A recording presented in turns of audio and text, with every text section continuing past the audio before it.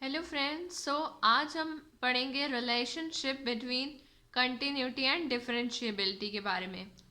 तो देखिए गाइस, आपको इसके रिजल्ट एकदम माइंड में और एकदम प्रूफ के साथ फिट रखने हैं। ठीक है, देखो पहला हम एक प्रूफ करने वाले हैं जो इम्पोर्टेंट है कि आपको ये बात जानने की ज़रूरत है कि अगर एक फंक्शन डिफरेंशिएबल है तो इसका मतलब जाहिर सी बात है कि वो कंटिन्यूस भी होगा।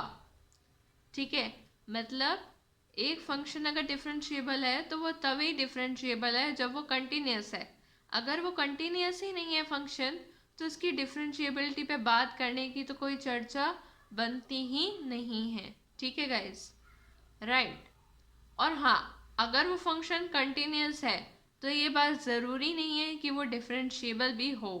वो हो भी सकता है, वो हो नहीं भी सकता है, ये बात नोट कर लीजिए।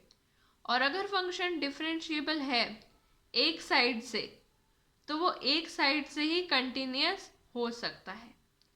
चलिए अभी हम फिलहाल एक प्रूफ को करते हैं कि if a function has a derivative at x equal to C then function is continuous at x equal to सी।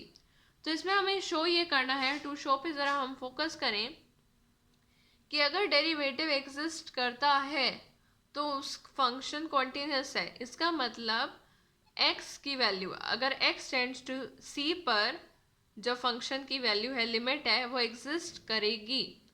या फिर आप ये भी कह सकते हैं कि f of c is limit h tends to 0 f of c plus h।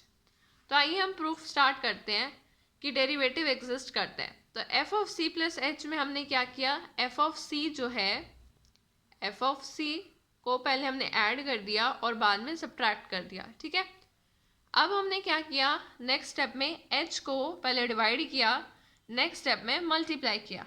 ध्यान रहे h 0 के बराबर नहीं है।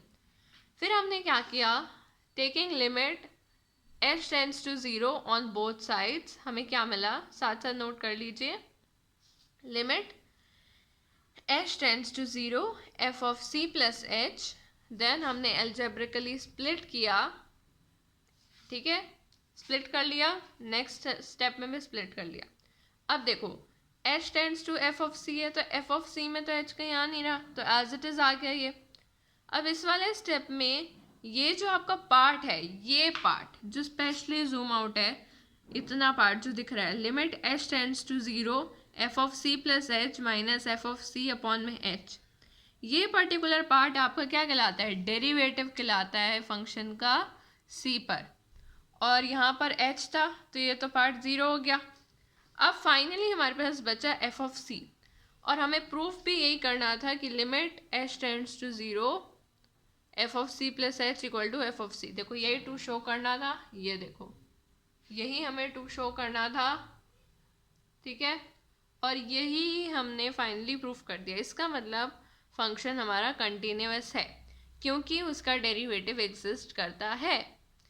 क्लियर है, और ये नोट भी आपको मैंने बता दिया कि फंक्शन का अगर डेरिवेटिव वन साइड से है तो फंक्शन उसी साइड से कंटिन्यूस होगा। दूसरी बात, अगर फंक्शन कंटिन्यूस है तो ज़रूरी नहीं है वो डिफरेंशिएबल होगा। हाँ, अगर फंक्शन डिफरेंशिएबल है, जिस चीज़ का प्रूफ किया हमने, तो ये बात कह सकते हो कि वो फंक्शन कंटिन्यूस भी होगा। पर इसकी उल्टी लाइन नहीं बोल सकते क्योंकि ये मैथ्स है। जैसे कि देखो एग्जाम्पल के लिए मॉडुलस ऑफ एक्स, ये जो फंक्शन है कंटिन्यूस तो है, पर मैंने लास्ट वीडियो में बताया था कि डिफरेंशिएबल नहीं है, हमने क्योंकि प्रूफ भी करा था। लास्ट नोट देखिए कि अगर फंक्शन कंटिन्यूस ही नहीं है तो फंक्शन डिफरेंशिएबल होने का मतलब नहीं है। जैसे कि एक एग्जाम्पल के तौर पे ग्रेटेस्ट इंटीजर फंक्शन, जो कि ना तो कंटिन्यूस है और ना ही डिफरेंशिएबल है। तो आई होप ये रिलेशनशिप कंटिन्यूटी और डिफरेंशिएबिलिटी की क्लियर हो गई होगी। Thank you so much. जय साई राम।